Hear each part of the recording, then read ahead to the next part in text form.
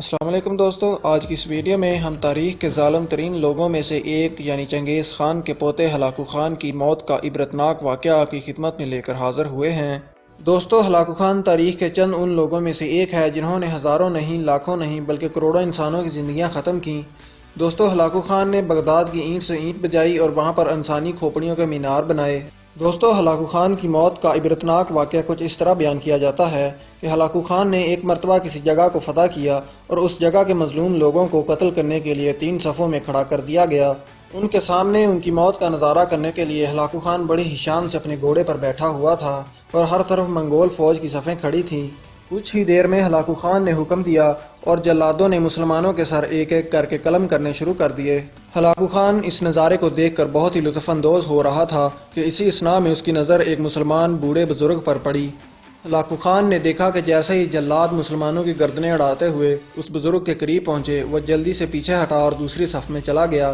Hulagu Khan کے جلاد مسلمانوں کو قتل کر رہے تھے اور اسی اثناء میں پہلی صف ختم ہوئی اور مسلمانوں کی دوسری صف کو ہلاکو خان کے جلادوں نے قتل کرنا شروع کر دیا۔ ہلاکو خان اب بھی اس مسلمان بوڑھے بزرگ کو بہت ہی غور سے دیکھ رہا تھا۔ جیسے ہی ہلاکو خان کے جلاد اس مسلمان بزرگ کے پاس پہنچے، وہ فوراً پھر سے پیچھے ہٹا اور تیسری صف میں چلا گیا۔ ہلاکو خان کے جلاد مسلمانوں کو قتل کرتے جا رہے تھے اور اسی دوران دوسری صف بھی ختم ہوئی اور انہوں نے تیسری صف میں قتل و غارت شروع کر دی۔ جو ہی ہلاکو خان کے جلاد مسلمانوں کو قتل کرتے کرتے اس بزرگ کے پاس پہنچے تو ہلاکو خان نے گرجدار آواز میں اپنے جلادوں کو رکنے کے لیے کہا اور اپنا گھوڑا دوڑاتا ہوا اس بوڑھے بزرگ کے پاس پہنچا۔ ہلاکو خان نے اس مسلمان بوڑھے بزرگ سے کہا کہ میں نے تمہیں دیکھا کہ تم پہلی صف میں کھڑے تھے اور جب تمہیں قتل کرنے کی باری آئی تو تم دوسری صف میں چلے گئے۔ اس کے بعد پھر جب دوسری صف میں تمہیں قتل کرنے کی باری آئی تو تیسری صف میں چلے گئے۔ مجھے بتاؤ کہ اب یہاں تمہیں کون بچائے گا؟ مسلمان بوڑھے بزرگ نے آسمان کی طرف دیکھا اور ہلاکو خان سے مخاطب ہو کر کہا کہ اگر اللہ تعالیٰ کی ذات مجھے بچانا چاہے تو ضرور بچا لے گی۔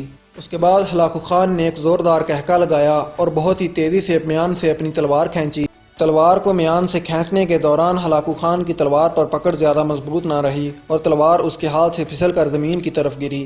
ہلاکو خان چونکہ ایک بہادر اور بہت ہی قابل تیز جنگجو تھا، اس نے سوچا کہ وہ تلوار کو جلد ہی لپک کر پکڑ لے گا، لیکن تلوار کو لپک کر پکڑنے کے لیے جیسے ہی وہ گھوڑے سے نیچے کی جانب جھکا، اس کا ایک پاؤں گھوڑے کی رکاب سے نکل گیا اور اس کا گھوڑا بھدک گیا۔ ہلاکو خان کا ایک پاؤں اس کے گھوڑے کی رکاب میں ہی پھنسا ہوا رہ گیا تھا اور اس کا ڈرا ہوا گھوڑا اسے گھسیٹتا ہوا لے کر جا رہا تھا۔ اسی دوران ہلاکو خان کے سپاہی بھی آگے بڑھے اور انہوں نے ڈرے ہوئے گھوڑے کو پکڑنے کی کوشش کی۔ چونکہ ہلاکو خان کا گھوڑا بہت زیادہ ڈر گیا تھا، اس لیے وہ نہ رکا اور اس نے اسی طرح گھسیٹ کر ہلاکو خان کو مار دیا۔ ہلاکو خان کی موت اس قدر عبرتناک تھی کہ اس کی فوج اس مسلمان بزرگ سے بہت ہی زیادہ خوفزدہ ہو گئی۔ ہلاکو خان کی فوج اس مسلمان بزرگ سے اس قدر خوفزدہ ہوئی کہ وہ اس مسلمان بزرگ کو چھو تک نہ سکی۔ مزید انفارمیٹیو ویڈیوز دیکھنے کے لیے ہمارا چینل سبسکرائب کریں اور ساتھ میں بنے ہوئے بیل آئیکن کو بھی پریس کریں۔